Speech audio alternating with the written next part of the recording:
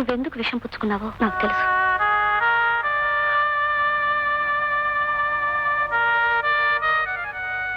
నీ దుఃఖాన్ని కాదనను, కానీ అందరి జీవితాలు వడ్డించిన విస్తర కావాలని లేదు.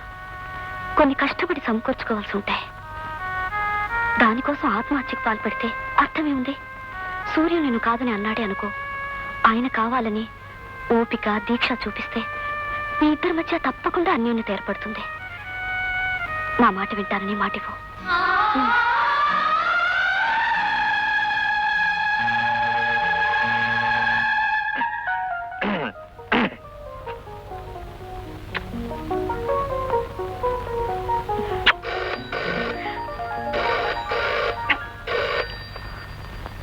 హలో హలో, శేఖర్ ఉన్నా అండి? జస్ట్ మీకే ఫోన్. Hello, Shekhar speaking. నేను రా, ప్రసాద్ మాట్లాడుతున్నాను. ఎక్కడి నుంచి? దుబాయ్ నుంచి? కాదు, గుడ్డ క్లాస్ నుంచి. ఇక్కడికే? అవును, 401 రూమ్ నెంబర్. వెంటనే బయలుదేరు. ఇప్పుడా? అవును రా, నీకు మంచి ప్రెజెంటేషన్ కూడా తీసుకొచ్చాను. వెంటనే బయలుదేరతాగా? సరే సరే, వస్తానులే. Thank you. ఇప్పుడా? చాలా ముఖ్యమైన స్నేహితుడు కదా, మరి రమ్మంటున్నాడు కదా, మరి వెళ్ళాలి కదా. Sorry sorry darling.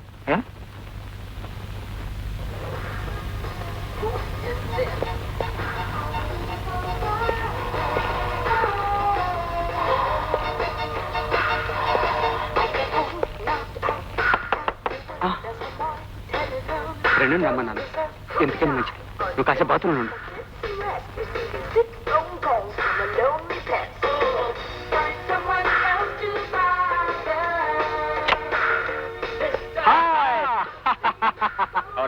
ఫైన్. ఏంట్రా చెప్పా చెప్పి ఊడిపడ్డా? కనీసం టెలిగ్రామ్ ఇవ్వచ్చుగా. ఎలా ఉన్నావు?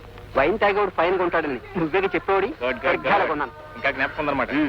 అవును, ఊళ్ళో అత్తగారు వెళ్ళి పెట్టుకుని హోటల్ దిగేవాట నువ్వు. అదొక కథ. ఇప్పుడు మన కథ చెప్తారా?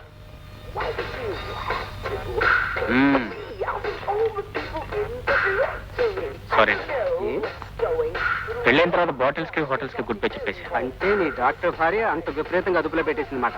అందుకేరా డాక్టర్ని లాయర్ని పెళ్ళాలుగా తెచ్చుకోకూడదు అంటారు. మా ఆవిడ అదుపులో పెట్టం కదరా, నేనే కావాలని మానేశాను. ఇది సరే, అది కూడా మానేసావా?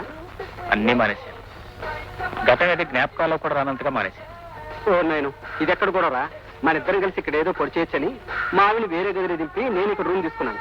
సరే, కనీసం నీకు తక్కువ పైన గుర్తుందా? చాచి పక్క మీద సంకురాత్రి, మొగుడు పెళ్ళాలుగా మొదటి రాత్రి.